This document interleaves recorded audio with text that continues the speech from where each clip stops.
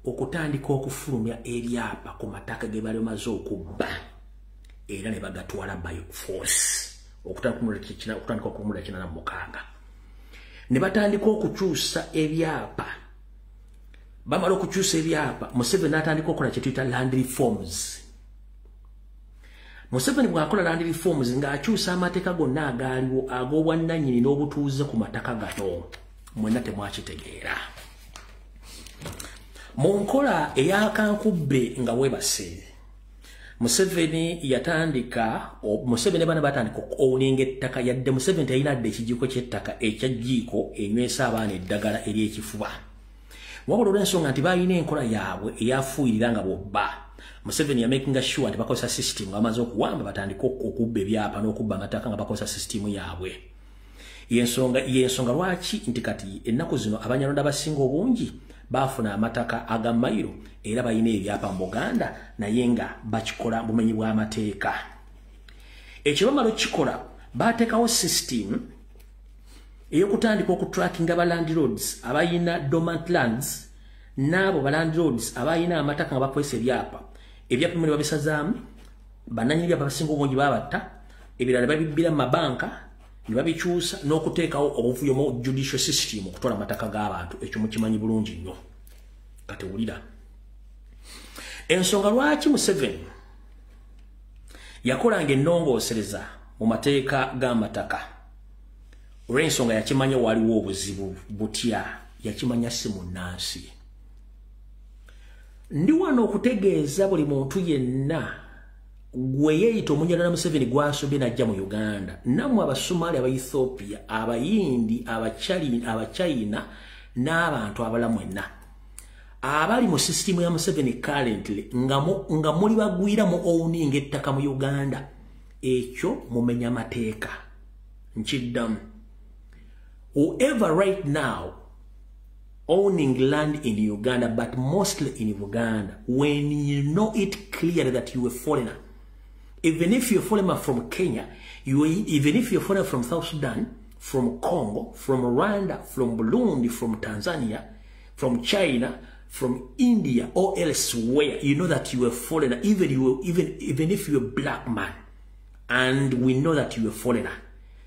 The law is very loud and clear. It states that the land of Uganda belongs to Ugandans. All of foreigners, they must own land on lease basis, not permanent ownership. Be careful whatever you are transacting during the Museveni's regime, because very soon the regime is changing. So ever bossing around, owning land, owning titles, when you know that you are foreigner, even if you're Rwandi of Museveni's group, be aware anti ettaka lyolina sirizyo, ettaka ly'Abannayuganda ly'Abannayuganda, ettaka ly'Abaganda ly'Abaganda. Ateeka lirikiriya nti ne wanga ova Kenya, Tanzania, Sudan, Rwanda, Burundi, Congo, nga toli Munnayuganda, we shall nullify your citizenship according to the investigation one by one. Temulina buyinza ku owninga ttaka lya Uganda, etteka lirikiriya. Ne bono boyina square miles, ne bono boyina eka, ne bono boyina ki, teri mugwira yenna nga tuli Munnayuganda okkirizibwa ku owninga ttaka, oyina ddi owninga ku lease basis. Museveni as well nawo okimanyi, Jenero okimanyi, Salimu Salo okimanyi, mwenna mukimanyi nti muli mu kaseera ka kazigizigi ettaka lyemututte. Era ndi wano bategeeza nti ettaka lya Buganda liriko history wa land title enkadde ne muliteekawo digital. Tulina negative titles or negative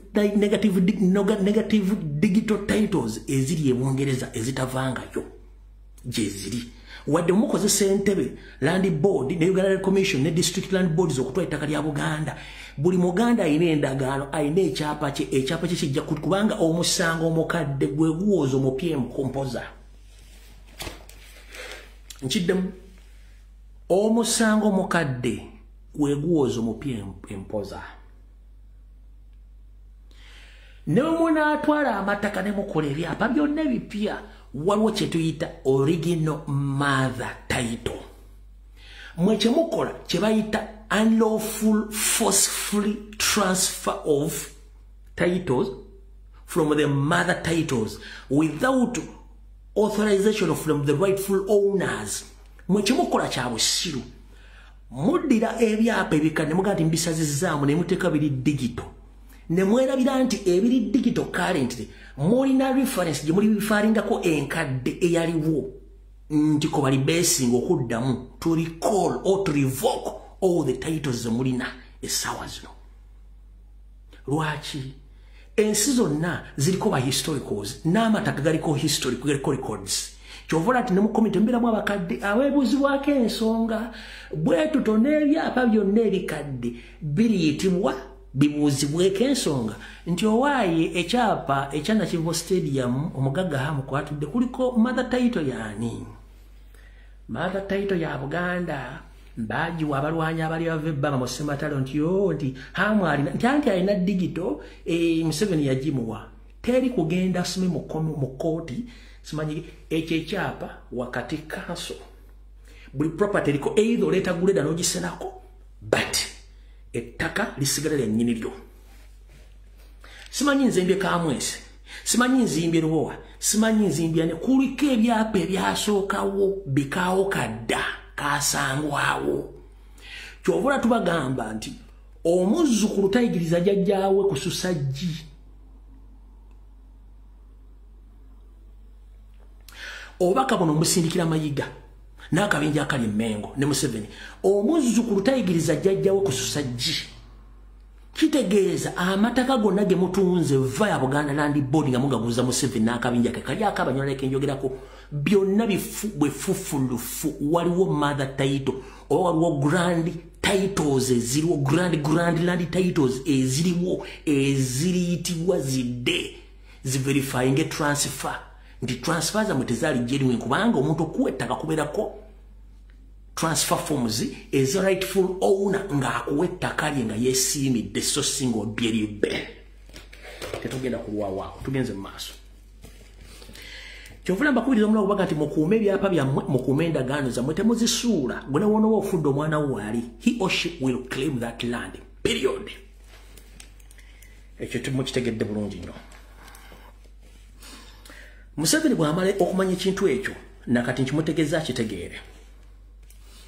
Banyabone bassebo Museveni akimanyi bulungi nnyo. Mubadde mukimanye ensonga eyagaana Museveni okuyingira Makerere. Ensonga eyagaana Museveni okuyingira Makerere oba okumuyingiza Makerere. Wattu kitaawe omutuufu yali tamumanyi. Ate nga kitaawe yaliwo mu biseera ebyo ng'akamu ku bukwakkulizo obwali bukwalifying omuyizi yenna okuyingira Makerere. Kitaawe yateeka okubanga alina tiketi z'omusolo eziraga emyaka 5 emabega nti abadde asasula omusolo.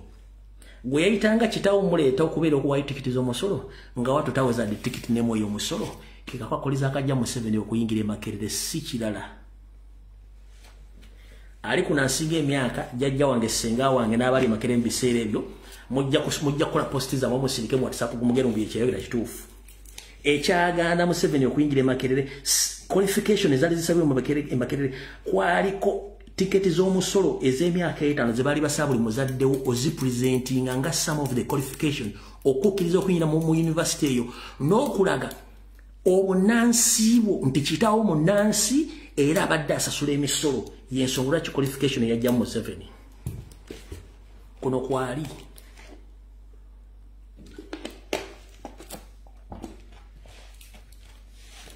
ekyo nakyo mukitegedde bwati temukimanyi biri wano wokka ojja obbisanga. Tugenze mu maaso. Under the blueprint eya Museveni ne banne mwe mwali mmanyiko nga 250 master plan kati waliwo blueprint mulire bulungi nnyo. Museveni ne banne balina mission etwala amataka ga Uganda gonna. Y'ensonga lwaki batta 65% the indigenous Banyankole. Y'ensonga lwaki batta 65 the indigenous Banyankole tebabasaanyaawo. Nababuulira engeri gy'osobola okwidentifyingamu Munyankole n'okwidentifyingamu Sserubihogo ali educated Bihogo. Banyankole they are not arrogant. Banyankole, when they stood up to speak, they speak. They don't fall in the category of Bihogo and educated Bihogo. No. Banyankole, they don't wage wars against other tribes. They are so conservative. Ompulya bulungi nnyo.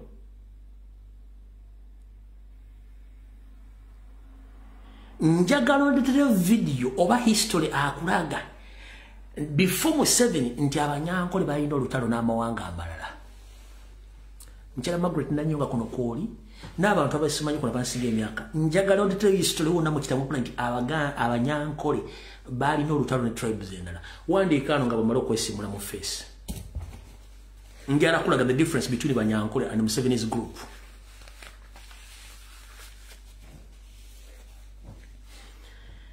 Wandiikaawo kamala okulana mu archive yange. Nkuwaddemu eddakiika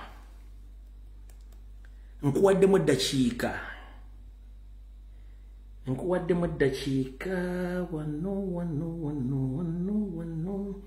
kifaananyi kyanyinza okuba nakijja badde ntera nnyo balaga ekifaananyi ekiraga obwakabaka bwa Buganda obwankole n'abatoolo ekifaananyi bakabaka abo kye baalimu bassekabaka kye baalimu ndowooza sikirinaamu wano nakideliitingamu wano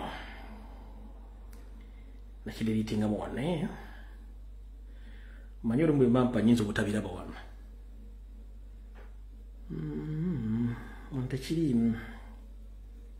tekiriimu wano sikiramu naye nga ekifaananyi badde ntolo ekibalaga twogera njagala ondetereyo video yonna oba history yenna ali mu mawulire nti Abanyankole before Museveni balina olutalo ne tribes eda mu Uganda. Njagala ondetere video weeri teriiwo. You get it right. Why is it now the so-called Banyankole but camouflaged as the so-called Banyarwanda who camouflaged as Banyankole? They wage a war against other tribes and they are land grabbers. Have you ever had any history of Munyankole grabbing land in other parts of the country? Before Museveni ngatannaja wawulirayo ko Munyankole yenna nti yali abbye ettaka ly'omuntu mu kitundu kyonna eky'eggwanga kebere Tooro kebere Bunyoro kebere Rwenzururu kebere Buganda kebere wayowuliddeyo nkuza nabaga muri ku 52 master plan mbajidde ate blueprint gye mutamanyi nkubuuziza before Museveni before you say wali awuliddeyo olutalo Munyankole enanga alina omuntu gwabbiika ettaka oba gwagobye ku ttaka taliyo. Ebizu byonna bitandika mu 1986 ng'Omunyarwanda atekinze over oyo Munyarwanda wa Museveni funa obwongo era tegeera Omunyankole yaani n'Omunyarwanda group ya Museveni yeefuula Omunyankole ndoza mutegedde eno video ya millennium y'olwaleero.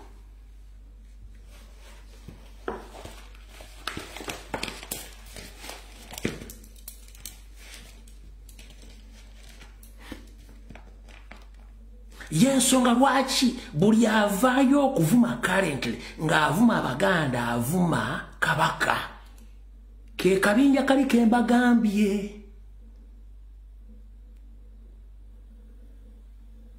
kubanga bakikozesa nga ataaka bo bamanyira tu bo bamanyira system eya provoke and wait bakita provoke and wait chokoza omuntu olinda olabe kyaddamu kati eyo provoke and wait to attack badde bagikozesanga nnyo against other tribes.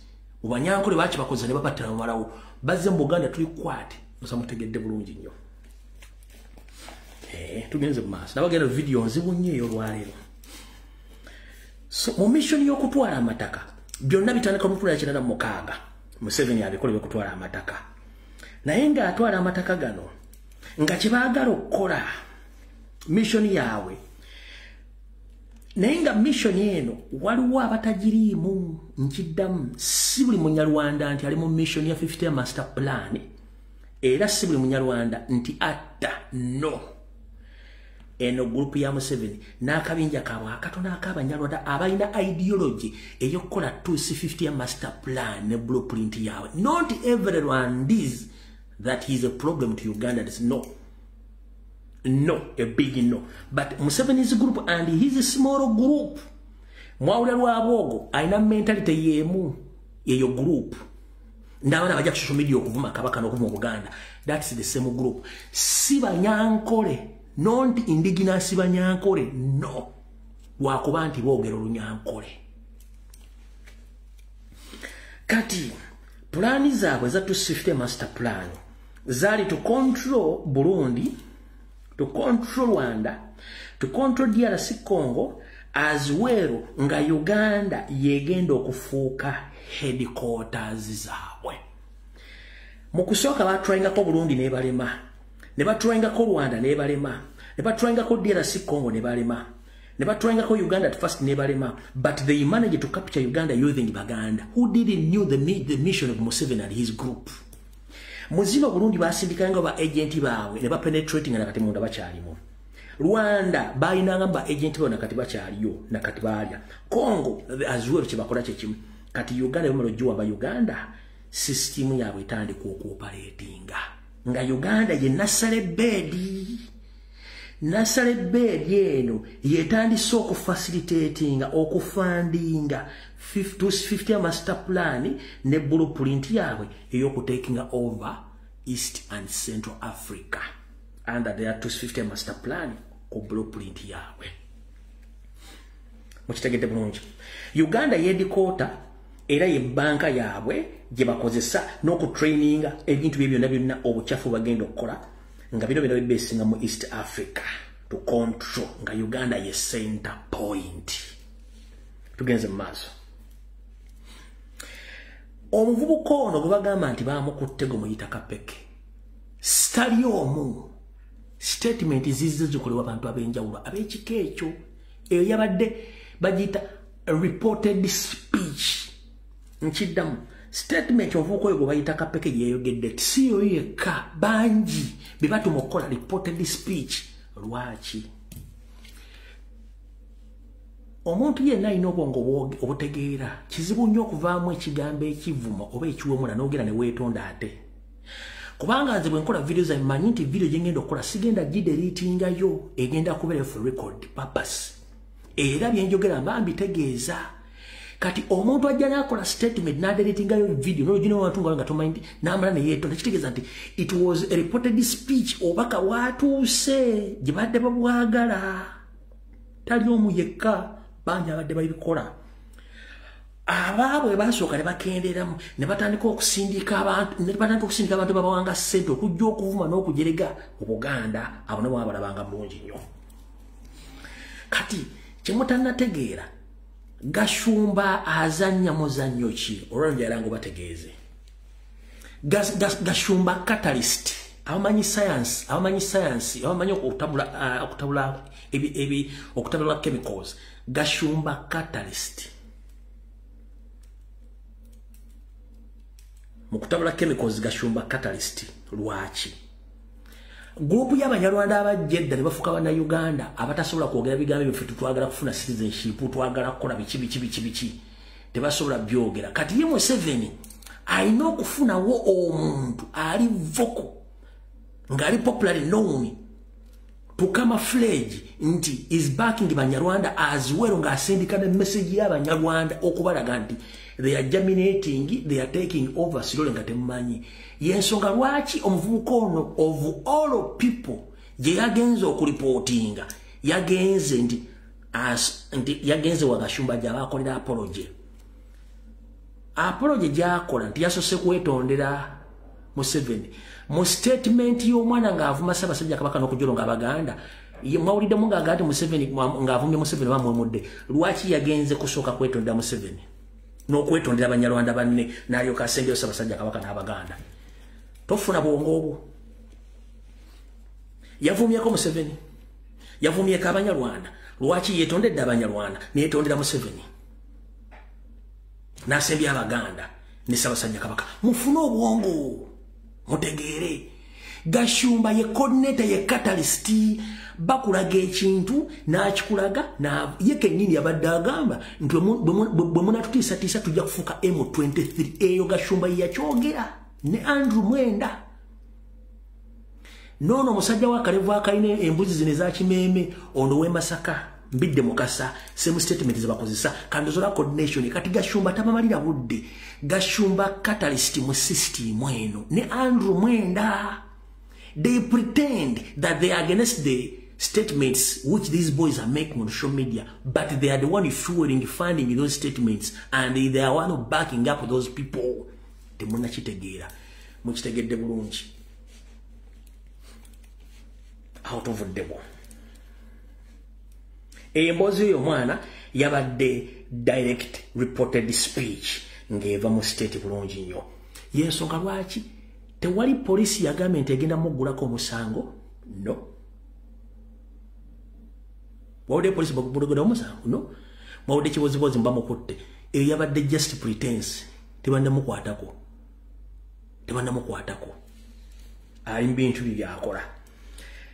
Mu kino Abanyarwanda group ya Museveni bamuyita Kabaka. He's a king in their blueprint.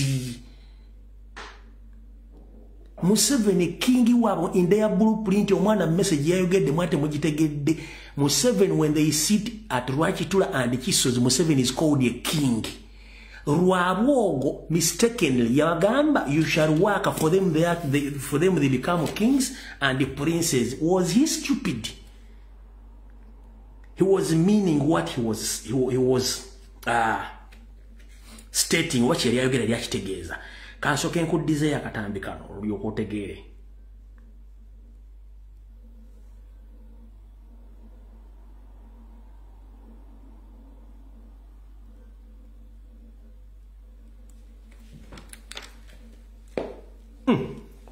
How lucky should the Muganda be? After spending 35 years in the power, 100% and 99% of the power should be from one region. The wealth should be from one region. The rest should be either puppets or employees. And at best, they would better be slaves. That is the new Uganda we need. We need a dynasty, a very serious dynasty. I know His Excellency doesn't like these things, these ideologies. Doesn't want these ideologies, but I'm not alone with such an ideology. We are going to seize education and the earth completely. We become part of it. Then we end up in agriculture and the Premier's office, control the refugees and all of those. Then we extend beyond all boundaries and make sure that we are the people in charge of each and every aspect. Then we go to the They will make sure they extend all over the boundaries. Which boundaries? Boundaries is Uganda, they extended by boundaries. Catch again a mass. To the private enterprises. Uganda are very sharp people. They're very good businessmen. They can survive even with the smallest amount of money. That is their talent. We are not there. So let them do the donkey work. We do the prince's job. Let us be the kings. Our children will be the prince, the princess and the princesses. Then let the rest be the subjects. I'm talking about business.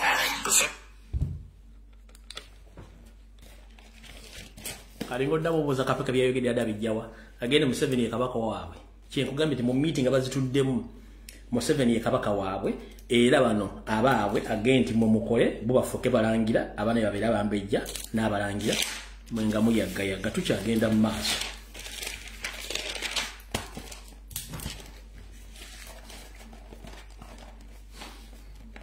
Enteekateeka y'okutwala ettaka lya Buganda n'okufuula Abaganda abatalina we beegeka luba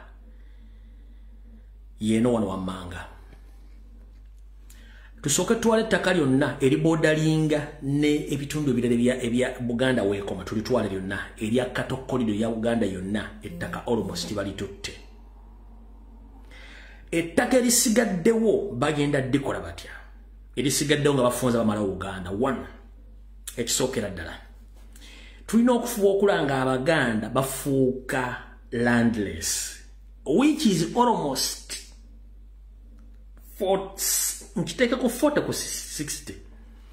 kiri almost 60% accurate bakikoze. Abaganda basinga tebakyalina mataka. Bagenda kikola batya? Bagenda kikola nga bakozesa sereza state okugula mataka gammwe, amala batwale matwale, amala bakozesa public order bill okugatwala. Ewasigadde bagenda kukozesa sente okugula ettaka lyonna eryetaagisa okugula mu Buganda. Kebere futi 2.3, kebere futi 5.5, kebere futi 10.5 bajja jigula. Lwaki? Gwe naawe nange okimanyi amateeka gavuga ettaka mu Uganda. Teri muntu awebwa kyapa ku ttaka nga toweza futi 10.5 oba futi 2.2 okudda waggulu, tekirijo. Lwaki wazzeewo system ya futi 2.5, 3.5, 2.2? Era wali weebuzizaako amataka agalangibwa mu Buganda baani abagatunda era gafuna batya? Lwaki amataka goga gatundibwa mu Buganda gatundibwa bantu abo nga bakozesebwa abagatunda Baganda?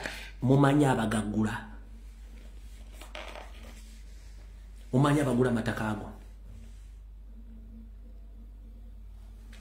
Era lwaki lady ezisinga okutunda amataka ano mu Buganda bagita CBS ne BBS FM saako bukedde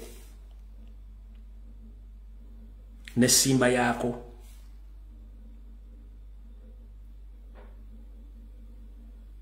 Okitegera? Kati ndoza mukitegedde. Kati bano bowulira simanyi bahamu, simanyi simanyi bakabindirizi, simanyi bano bonna abayina amataka amanene, bonna bantu baabwe nga bagabakwatira kukola kiri kye mbagambye. Tugenze mu maaso. Kati wana basinga obunyumba lete munnabuuka ettaka mbategeeze engeri gye baligulamu n'okulitwala. Baagala kumakinga Baganda landless. When you become a landless, that means you are no longer able to stay normal. Ekyo mukimanyi bulungi bino. Mu blueprint bagamba tugenda kukozesa abaana baffe ab'obuwala okukontrolinga Abaganda, okusingira ddala bannabyabufuzi, bannabyabusuubuzi, bannaddiini n'abantu abalala nga bateekawo kye bayita state political marriages. Era state political marriages ziribadde accurate 70% well done. Buli Muganda yenna n'abantu abalala ne bakalicho leaders basinga obungi bamakinga sure nti bakuwa muwala waabwe. Goyinza okulooza nti wewe wammwe okumbe si wewe wammwe kubanga kiri mu blueprint. Noboyina mukazi wo bakusindikira omukazi n'akutekinga over family n'ogyerabira bone bakole baagala. Kino kibawa enkizo okumanya enfunayo, okumanya ebigagga byolina n'okumanya kye bagenda okuzzaako. Wano wewali blueprint endala eyali etteeka lye baleeta erya succession and marriage bill werigenda okukolera wano. Nagibazanyidde ku lunaku olwokutaano, video atanagirabira olwokutaano, mulimu voice note gye nazanya. Wewali kalumanywera wano wembagamba nti we shall use our girls to control the people in Buganda and other areas by setting political state marriages. Our girls will make sure they spy on those businessmen, businesswomen, religious leaders and on other people in Uganda and other areas to complete our mission. Our known mission. Bajita, our known mission. Gembarite mumanyi. Out of the war. Mbaga bitondo nsavu ku buli 10 kino kibakoledde.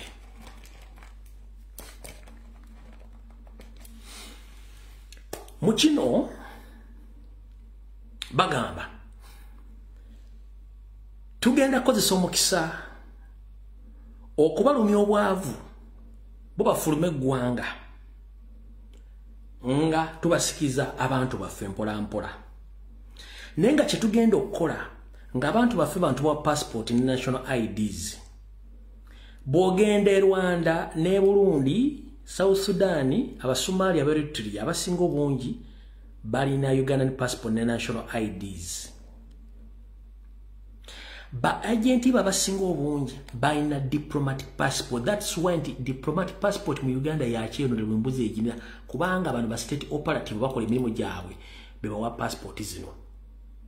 Kati kino kyobadde tomanyi Museveni akozesa abantu bano n'abakozesa ne bafuna state visas.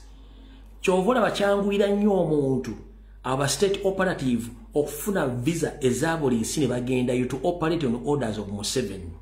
Bakwata mutamuga 10 tugenda Canada ku conference ne bafuna visa 10 zonna nenga abali mu busingo bonjo bona ba state operative bazze commission.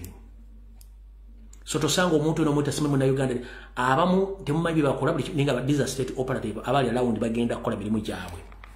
So kawebuze lwaki baspy abasingo bonjo mu nsi yonna bana Uganda balina diplomatic passport.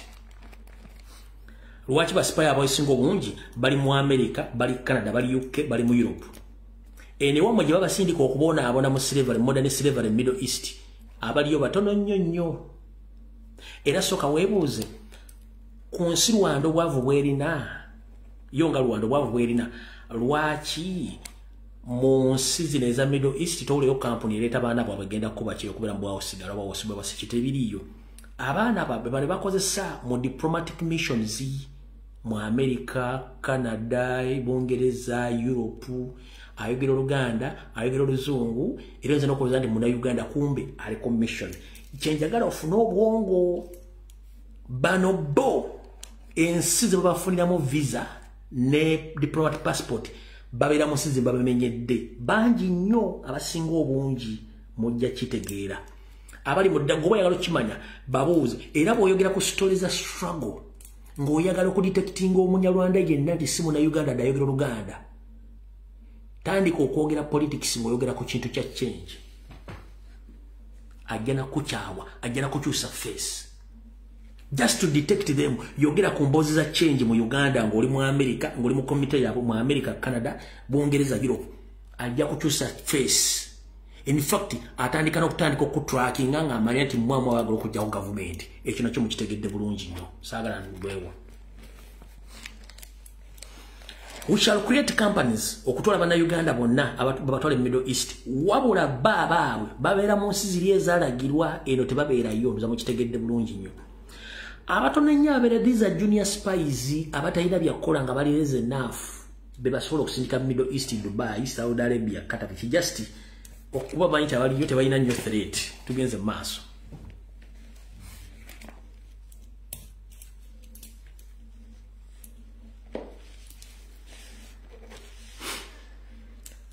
Kyesagala mwerabire etteeka lirawudandikirya ku bana Uganda mwenna teri mugwira ateekeddwa ku owninga ttaka okujja nga bakyusiza constitution ekitasoboka. Ekyo sagala mwerabire ate temunyiga nnyo. Etteeka lirikirya teri mugwira alina ku owninga ttaka kobeere Munyarwanda nga toli muna Uganda olugino wadde wafuna endagamuntu etteeka lirawudandikirya.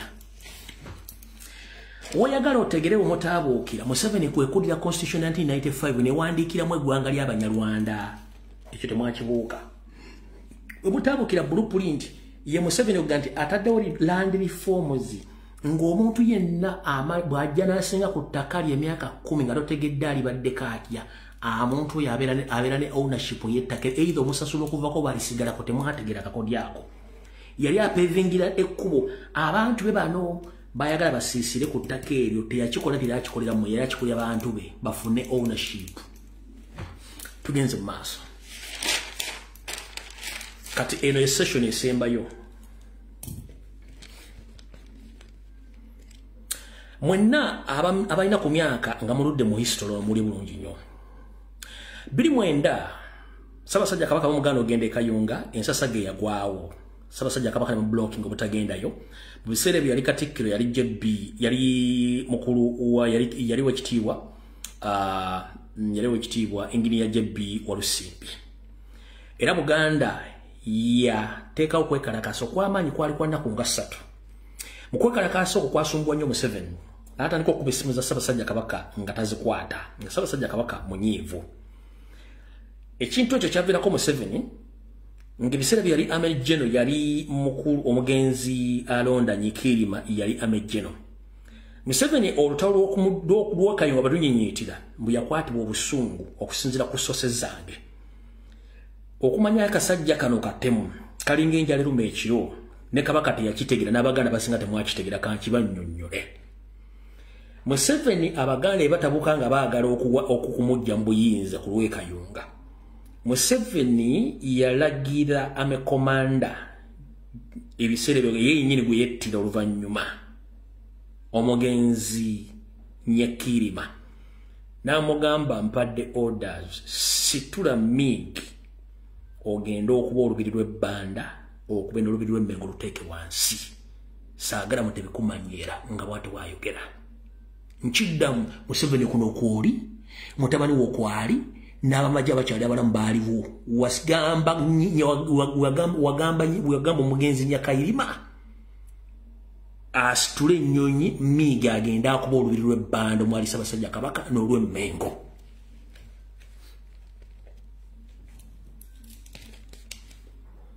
Wabula bwawa orders okutugenda okulumba olubiri lw'Emmengo ssaako n'olw'ebbanda omwali Ssaabasajja Kabaka. Jeno Nyakirima yamugamba obusungu olina bungi naye kakkana ekintu kyewandibadde osembayo okwogera kwe kusitula ennyonyi tugende tukuba olubiri olw'ebbanda n'olw'Emmengo. Ekintu ekyo kiyinza okukomekereza ffenna nga kitulidde. Wabula kangezeeko okwasaganya Abaganda abasobola okutuukirira Ssaabasajja Kabaka bagende boogere naye asobole okwogerako n'eri Abaganda bakakkane okwekalakaasa ne kye baali bakoze.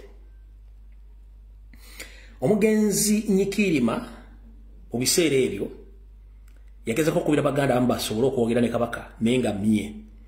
Kyeyasobola okukola mwena bajjukira ne Felix Kulayigye Mulinnya wa Gos bwe yali ava gy'ava nga yingira Kampala teyasukka ku nkulungo ya Ssaabasajja Kabaka ey'Engalabi Emmengo bamukubira emiggo gyennyini n'abaana ne babakuba emiggo era yagiro gyagimanyi bulungi tozanjira ku Baganda. Kati mu biseera ebyo Kirima yakwata essimu n'anoonya Jeno n'anoonya omugenzi kati Waswa Kasirye Gwanga n'amugamba tuyamba ogende onoonye Ssaabasajja Kabaka oyogere naye ayogereko eri Abaganda. Musajja mukulu bwe bamuwa order ezo yajja ali ne kasegereti ke n'embwaze nti ajja ku Mmengo asooka abeere ku CBS ayogera aba CBS bagaba Abaganda baleme kwekalakaasa. Aba atuuka Konnammerembe Road Kasirye Gwanga kye bamukola nkoko baana ne ku CBS teyatuuka. Bamukola ekizibu Kasirye Gwanga naye yeewuunya Abaganda omutima gye baagujja era teyasobola kutuwako CBS kugaba Abaganda nti mwekerawo okwekalakaasa paka Abaganda bo kennyini bwe baatandika okukola ki okukijjamu enta. Kasirye Gwanga teyasobola kikola ki kigumiikira kuba Konnammerembe Road baali bamulagiddeko ye kennyini. Bwe lwavaawo Museveni n'atandika okuwa order bakube buli ekyetaagisa okukuba era abaana bangi battibwa n'abattibwa battibwa bangi. Kati mwenna wano wenjagala muzeeyo akatambi bulungi nnyo. Oluvannyuma lw'okwekalakaasa e Kayunga Museveni we yakolera ka video kali kembazanyidde ffe ng'Abaganda we shall crash as we used to do ng'obusugu bumuluma. Mwena mbadde mwewuunya okwokya amasiro kyavako ki okwokya amasiro yali revenge ya Kayunga. Jjukira baagokya oluvannyuma emyezi mitono gyali giyiseewo okuyingira mu mwaka gwa 2010 bookya amasiro. Olwo bumayiga obutandika okuyita Mekwese bujja Emmengo butandika okukola ebintu by'ekiyaayi bitandise okuyingira Emmengo batandika okusuula Buganda wansi mpaka olwale. Ekyayo kyesa amasiro yali revenge ye Kayunga nga Museveni anyiize n'okuva olwo tayagala kumanya. Era zaakola enteekateeka okutta Ssaabasajja Kabaka n'okutta Abaganda era kino njagala kigamba. Omukulembeze Robert Kyagulanyi kye yayogedde nti Omuganda yenna ng'okyawagira Museveni either bamuli wankwe oba oli musiru okankabaddiremu.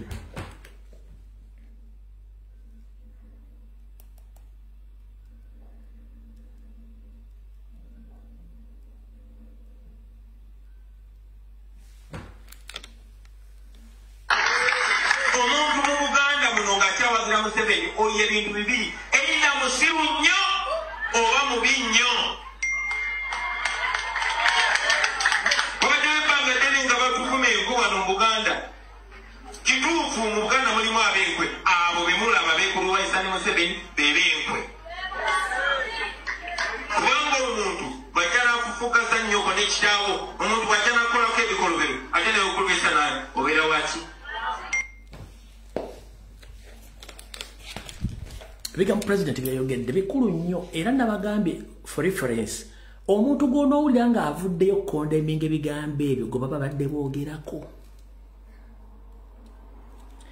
Omuntu anaavayo condemning ebigambo ebyo gwe bajja okuba nga badde boogerako. Nina gwe ndabye gwe baazaalira mu kiyungu ng'avuddeyo ayogera.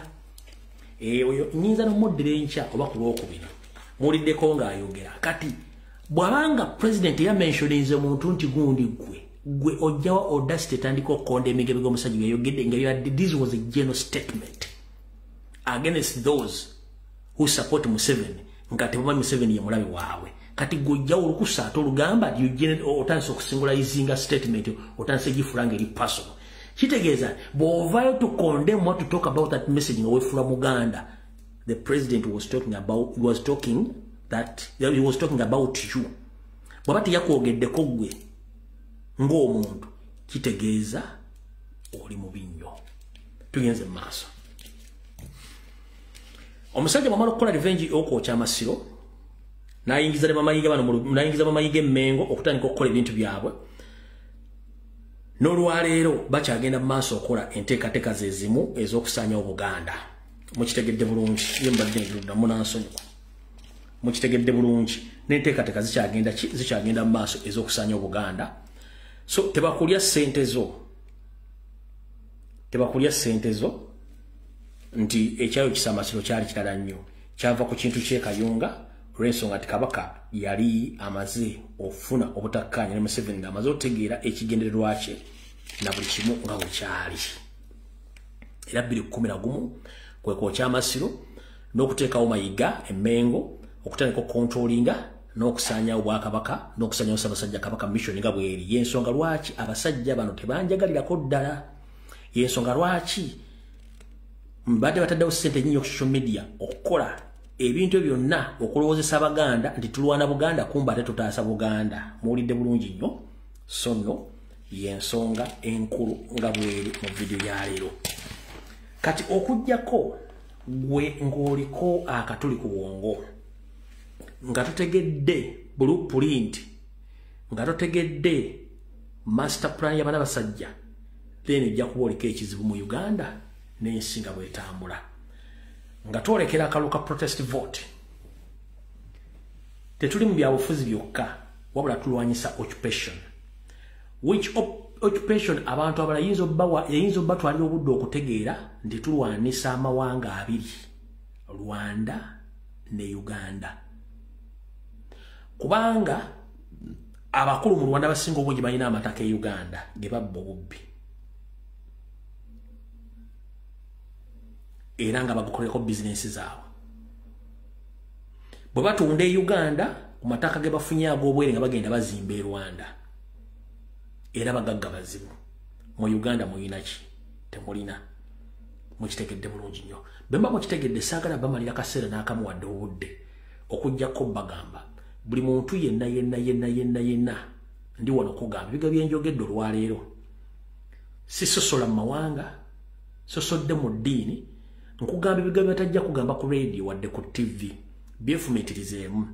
Omusajja omusoga ng'oli efumitiriza mu biga byenjogedde, omunyolongo oli efumitiriza ebiga byenjogedde, omunansi omunyankole oligino wuliriza ebiga byenkugambye, omusajja omutoolo oligino wuliriza ebiga byenjogedde wadde byogere nti bya Buganda, omusajja omukonjo omwalo enzululu wuliriza ebiga byeggambye, omunyolo wuliriza ebiga bino byeggambye, omusajja ava mu mambuka ga Uganda wuliriza ebiga byeggambye, Abakalamojja, Abagisu, Abateeso mwenna muwuliriza bye bagambye.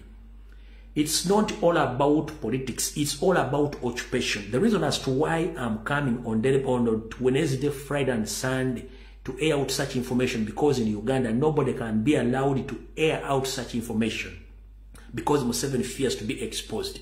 But here on social media, we take opportunity and the time to expose Museveni. to the fullest. Why? When you recall the history, nobody knows the history of Museveni in Uganda, including his entire family. They don't have history in Uganda. Including his young brother, General Salim Sarakana Naho. His origin is from Somalia. He is not a Munyankore, he's from Somalia. As we speak right now, he doesn't belong to the northern part of the country. But ask yourself, why is he based in the northern part of the country? Because they have a mission of taking over the northern part of the country by either camouflaging that they are buying land from there or they are doing business there, but they are there underground, slowly eliminating indigenous and confusing indigenous from the northern part of Uganda to take over their country without knowing.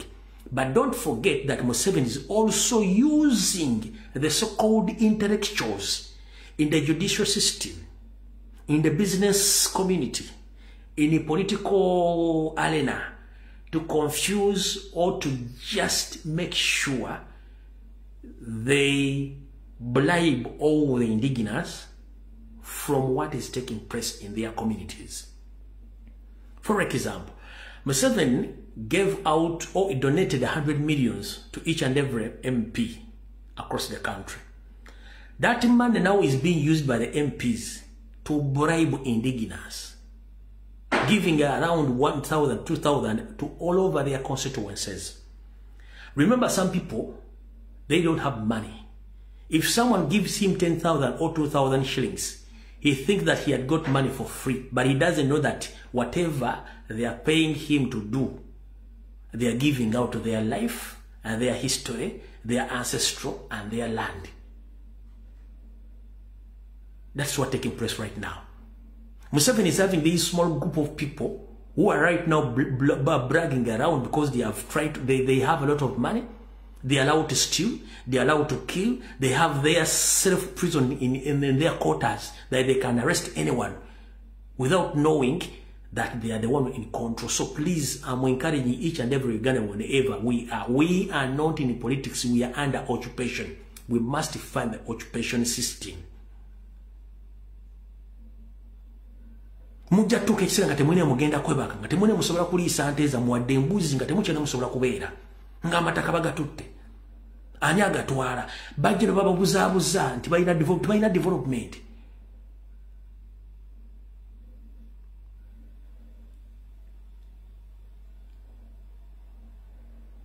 Kyovula kyabula bwavaayo okwogera era Museveni alina abantu basindika mbajje boogere nti byayogedde si bituufu bikyamu. Kumbe byayogedde byebinyini ebituufu. Ffe tulina buzibu. Tewali kintu kirumanga muntu kutegeera nga obudde buweddeyo nti baamufuulinga. Kati ffe tulina bulumi, nze sikyalina bulumi. Wabula nnumirirwako abo abeefudde nti tebategeera nsonga zino nga zigenda batukako gye bujjako katono nga temukyasobola kudda mabega. Naye ng'ate ffe tutegedde era twategeera tugezaako bagamba ebintu bino. Nga bwenze mbagamba abantu Museveni mu mmotoka gy'agaba ebeerako conditions ez'obutwa nabo obutwa mutugalako koga nga ice cream nga temufaayo saagala kumanya bankugambye. Nembaga ebintu byonna ebibeera mu nsi Museveni talina kintu kyakola nga takicalculatinze. Let me tell you this.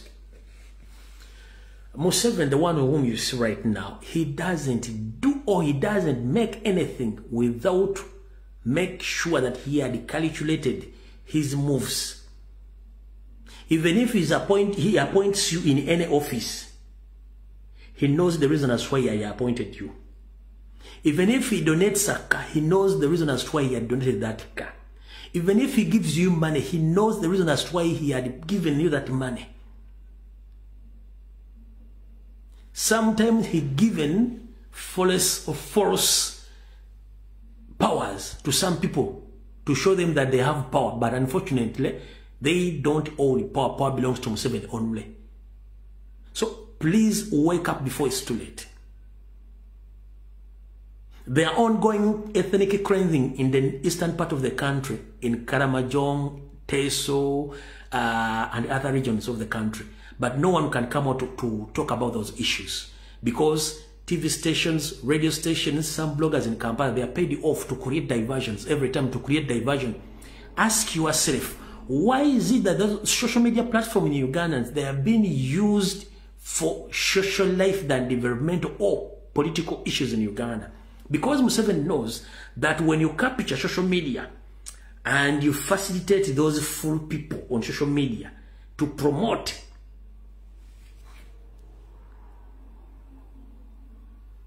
useless issues,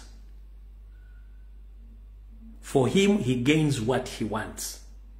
That's why nowadays on social media, people, they come with fake stories,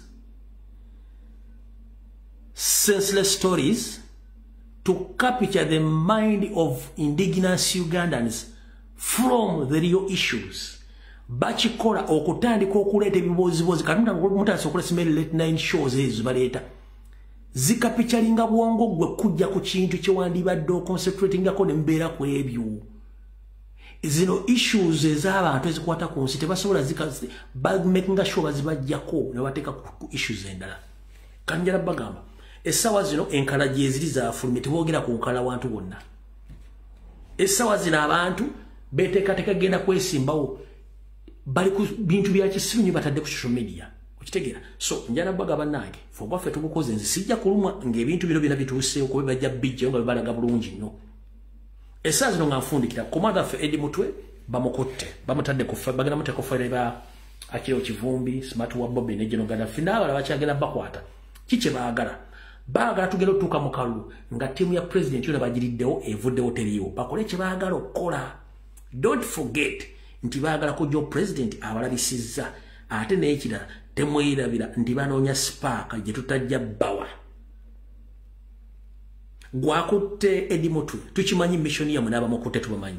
So tetugenda bumalirako budde olw'ensonga nti ffe tumanyi kye tugenda okukola. Ekiri atabala kigenda nasigadde waka. Mutambuze enjiri Mukama ajja tukuuma. Video edde musigale mirembe mweraba.